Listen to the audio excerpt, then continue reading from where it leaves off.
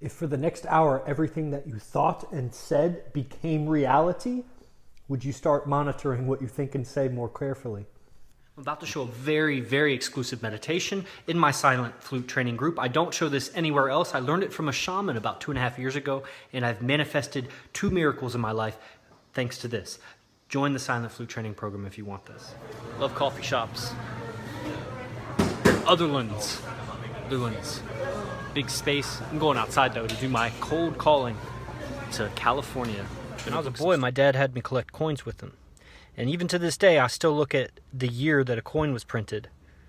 And this is a 1949 coin, so this is like a 70-year-old nickel that auto parts store gave me as change here in Memphis. Hey guys, I'm here with Kemp. He's a commercial real estate agent here in Memphis, Tennessee. Chris, it was a great class. I've had some lower back issues, and I think this really kind of helped me get into the nuance of what causes some of that, and I actually feel a lot better after the workshop. A lot of great stuff to take home and take away from it. And I'm going to show you a isolation exercise for glute medius. I teach a lot of these kinds of events around the nation where I'm teaching people isolations around the pelvic girdle. And glute medius it's right here. It's about the size and shape of your palm on the outer hip. So the leg I'm going to lift, I gently turn it in and lift it like such. They had a lot of fun with one of the handstand practice that we did on Friday night. Yeah. And really great feedback from the Ashtanga practice as well this morning. Oh, cool. Yeah.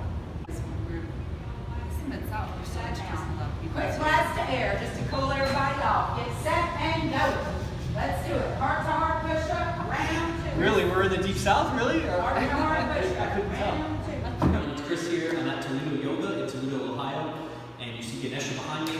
And I'm going to show you a little bit about the serratus anterior muscle. And this is a muscle that's on the side of your rib cage. It has this kind of serrate edge.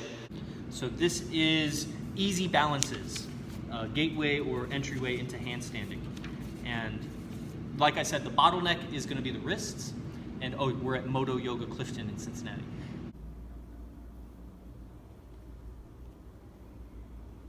Yes, do you see it?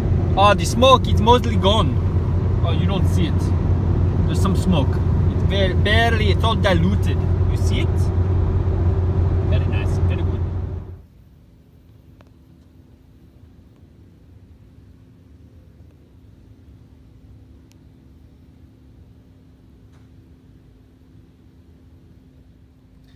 Namaste everyone, and we're here at Yoga Soul in Columbia, Missouri. I'm going to show you a technique to help create a little more space in the front of the shoulder, especially when your arms are behind your back. I get myself 80%, 90% of the way there, and then the last little bit I still have lat engagement. And this lat engagement helps push my thoracic spine forward, which ends up becoming a big chest opener, and I feel no compression in my shoulder blade here. And then going around is what a lot of people would do in this downward dog position, going around versus staying under. To basically limit myself from going around, which going around is okay, just if you don't have the proper activation of muscles, it can impinge the front of your shoulder joint and over time create pain. So to stop that and train my muscles to do it the right way, then later I can return to a normal down dog. I'll do this Terry's Minor down dog. This is so cool. I'm on this pathway here at the Devil's Icebox. You know, there's like cave-in features over there. And it's so interesting. Now I get why they call it that, because it's like 80 degrees, right? I'm just walking on this path. And then, boom. It's like a splash of 10-degree colder air. It's like, where did that come from? I'm just here in the woods. There's nothing happened. It was just a path, and all of a sudden the air just turned 10 degrees colder, and I'm about to discover why. Here's why. Because it goes down into a deep, dark cave feature. So as I walk, just dropped 2-3 degrees. Yep. 2-3 more degrees.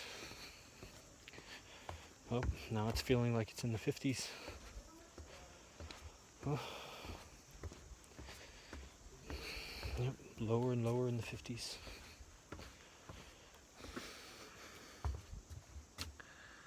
Down into this cave feature. Devil's Icebox. And this is Devil's Bit. Chris Devil's Bit. Devilbus means devil's bit, which is the name of a flower. Ooh, it's all foggy because the temperature here, because there's a big cave down there I was just chanting in. And it's so cool, devil's icebox, devil's bit. Of course I resonate with that. Quite literally, devil, devil. It resonates with each other because it's the same note. Devil's icebox, devil's bit. So just documenting that. It's a dope cave down there. Probably high 40s, low 50s in temperature. And chanting, there was nobody there, so my voice echoed. I really discovered a new level of deep resonance, like monks do. But now it's like 80 degrees up here in the surface. So that's Columbia, Missouri for you. One of my favorite geologic formations I've been to.